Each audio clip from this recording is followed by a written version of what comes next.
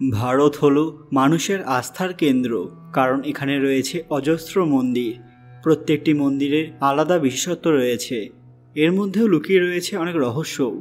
উত্তরাখণ্ডের পিথোরাগড় শহরে এমনই একটি মন্দির রয়েছে, যে মন্দিরের রহস্য সম্পর্কে জানলে আপনারা আঁতকে উঠবেন। অভিশপ্ত মন্দির আমরা প্রায় সিনেমা কিংবা টিভি সিরিয়ালে দেখতে পাই, কিন্তু আপনি কি জানেন যে বাস্তব জীবনেও এরকম একটি মন্দির রয়েছে যাকে অভিশপ্ত মন্দির বলা হয়? কে বানিয়েছিলেন এই মন্দির এবং কেন এখানে পুজো দেওয়া নিষেধ? সর্বোপরি এটা কোন দেবতার মন্দির? সবাই কমেন্ট বক্সে হর হর মহাদেব লিখতে ভুলবেন না। সকলকে পুরাণ কথা নতুন একটি ভিডিওতে স্বাগত। আজকে আপনারা জানবেন এক অভিশপ্ত অলৌকিক মন্দির। ভিডিওতে এর আগে সবাই কাইন্ডলি আমাদের চ্যানেলটি সাবস্ক্রাইব করে নেবেন। আমরা তো মন্দিরে পুজো দেওয়া বা মনস্কামনা পূরণের উদ্দেশ্যেই গিয়ে থাকি, তাই না?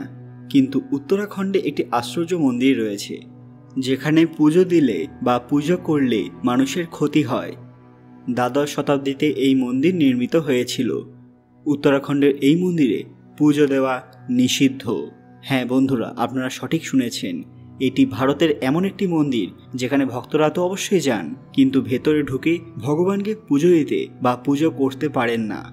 ফুল, বেলপাতা, ফল, প্রসাদ বা অন্য কোনো সামগ্রী নিয়ে এখানে পুজো দেওয়া নিষিদ্ধ, কেননা যে ভক্ত এখানে পুজো দিয়েছেন তারই বড় ক্ষতি হয়েছে।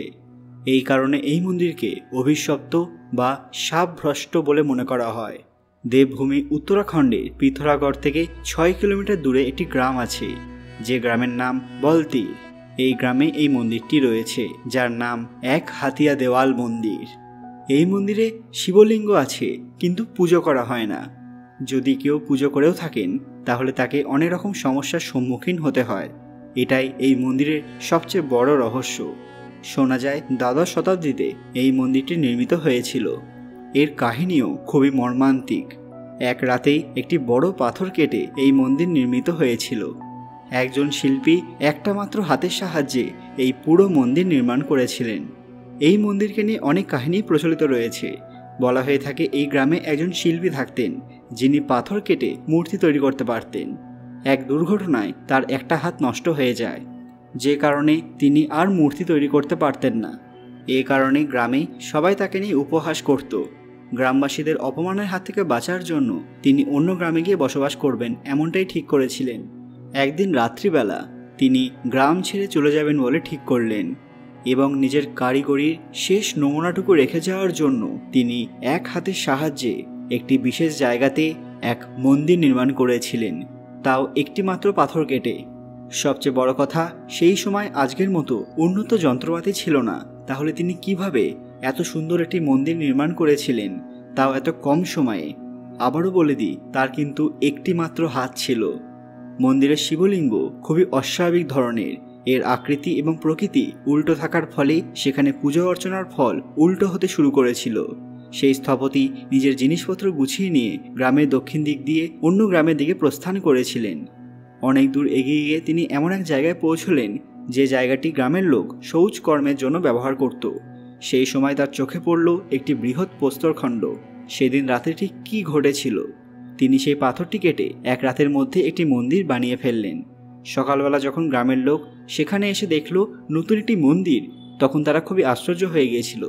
এরপর গ্রামবাসীরা সেই শিল্পীর অনেক খোঁজ করতে লাগলেন, কিন্তু তাকে আর কোথাও খুঁজে পাওয়া গেল না। যেহেতু সেই শিল্পী এক হাত দিয়ে এই মন্দির নির্মাণ করেছিলেন, তখন থেকে এর নাম এক হাতিয়া দেওয়াল এই নামেই গোটা দেশে প্রসিদ্ধ। মন্দিরটি তো এক রাতের মধ্যে তৈরি হয়ে গেছিল, কিন্তু এখন প্রশ্ন হলো এই মন্দিরে কেন পুজো দেওয়া যায় না? সেই ঘটনার পরের দিন যখন গ্রামবাসীরা পুজো করার জন্য পণ্ডিতজিকে ডাকেন, তখন পুরোহিত ভেতরে গিয়ে দেখেন যে শিবলিঙ্গের আকৃতি উল্টো। তখন তিনি বলেন, এই পরিস্থিতিতে যদি কেউ পুজো করে তাহলে এর ফল উল্টোই হবে, অর্থাৎ সুখ শান্তির জায়গায় জীবন বিভিন্ন সমস্যায় ঢেকে যাবে। একজন ব্যক্তি যার একটি হাত নেই এত বড় পাথর কেটে এক রাতের মধ্যে একটি মন্দির কিভাবে বানালো? এটা কি সত্যিই সম্ভব? যেখানে কোনো একটি মন্দিরের এক রাতে শুধু ভিত্তি স্থাপন করা অসম্ভব, সেখানে এক রাত্রির মধ্যে এত বড় একটি মন্দির কিভাবে তৈরি করা গেল? আপনারা কি কখনো উত্তরাখণ্ডের এই রহস্যময় মন্দিরে গিয়েছেন? সেখানে গিয়ে আপনার এক ভিন্ন অনুভূতি হয়েছে? তাহলে সেটা অবশ্যই কমেন্টে জানান। আজও মানুষ এখানে বেড়াতে আসেন, কিন্তু পুজো করতে সাহস পান না, কারণ সবাই জানেন এর রহস্যময় ইতিহাস। ভগবানের লীলা একমাত্র তিনিই জানেন। আজকের ভিডিওটি ভালো লাগলে অবশ্যই লাইক করবেন এবং কমেন্ট বক্সে ভক্তির সঙ্গে হর হর মহাদেব লিখতে ভুলবেন না। আরও এরকম অজানা তথ্য পেতে পুরাণ কথা অফিসিয়াল চ্যানেলটি মনে করে সাবস্ক্রাইব করে নেবেন। খুব তাড়াতাড়ি ফিরে আসবো আরও একটি রহস্যময় মন্দিরের কাহিনী নিয়ে। ততক্ষণ আপনারা এই ভিডিওগুলি দেখতে পারেন। ধন্যবাদ।